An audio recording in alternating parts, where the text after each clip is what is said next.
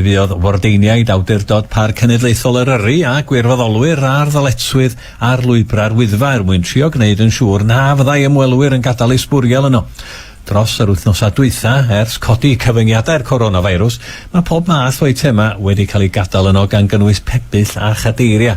Pa mor llwyddiannus fy'r ymgyrch felly. Mi oedd Helen Pai, pennaeth ymgysylltu awdurdod Parc Cenedlaethol Eryri, yn sôn am y cynlluniau wrthon ni fore Gwener yma'r y post gynta, ac mae hi yn ail ymuno a ni'r bore yma. Croeso nôl, Helen. Diolch ti. Sut ath pethau? Da iawn, chwarae teg iddyn nhw. Da ni mor falch o'r gwirfoddolwyr a'r wardeiniaid wedi bod allan drwy'r penwythnos. Chwarae teg oedd y tywydd ddim yn rhy ddrwg penwythnos yma, oedd yn reit heilog, ond maen nhw'n mynd allan ym mhob tywydd i edrych ar ôl yr ardal. Ac oedd gennym ni wardeiniaid dros y parc i gyd, ddim just ar y Wyddfa.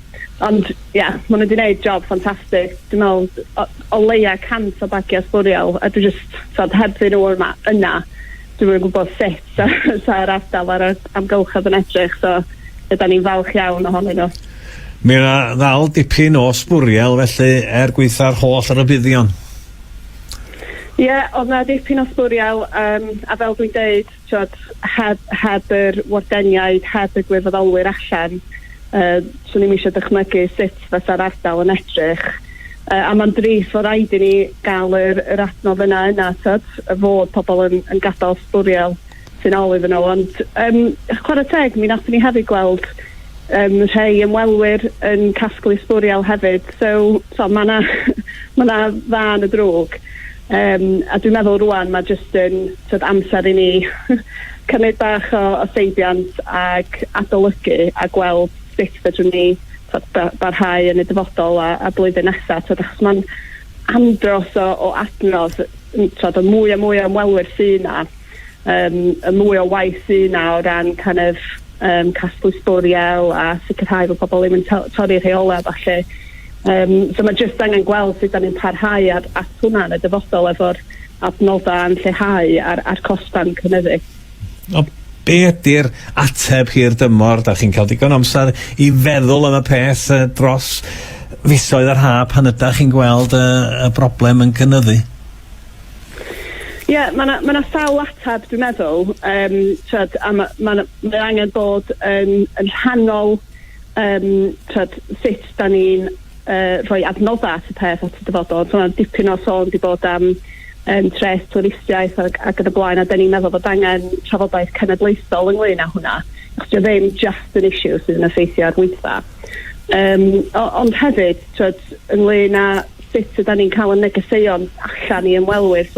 So mae yna ddau elfen sy'n angen edrych ar, a ddim just yn Eryri, ond dros Gymru gyfa, o ran sut da ni'n siarad am twristiaeth yng Nghymru, sut da ni'n annog pobl i ddod yma, beth sydd yn gynaladwy, beth sydd ddim, y mwy o ymwelwyr sy'n yna, y mwy o effaith a costa, ond mwy o werth i'r economi. So mae angen balans efo ddau, dwi'n meddwl. Mi welson ni lyniau o bobl yn ciwio i fynd i gopa'r Wyddfa dros y penwythnos. Sut oedd hi ar y copa o ran sbwriel wedyn o gofio fod llawer iawn yn cyrraedd y brig ac yn bitau picnic neu beth bynnag bryd hynny? Wel, fel nes i sôn, dwi'n Gwener Dylan, oedd gennym ni gwirfoddolwyr a wardeiniaid a bob un o 6 llwybr ar y Wyddfa.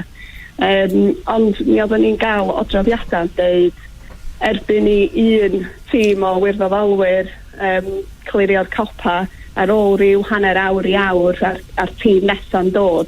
Mi oedd na ddawl sbwriel i glirio. So mae'n broblem fawr a mae'n just yn dris gweld sut mae rhai ymwelwyr y canran bach yna yn trin yr ardal. A mae'n rhywbeth, da ni rili angen meddwl at y dyfodol. Mae ymwelwyr yn dod â gwerth economaidd, ond maen nhw hefyd yn dod â effaith ar yr amgylchedd a'r cymunedau hefyd. Wel, Helen, diolch yn fawr chi am y ail ymuno a ni bore yma pennaeth ymgysylltu awdurdod Parc Cenedlaethol Eryri. Diolch.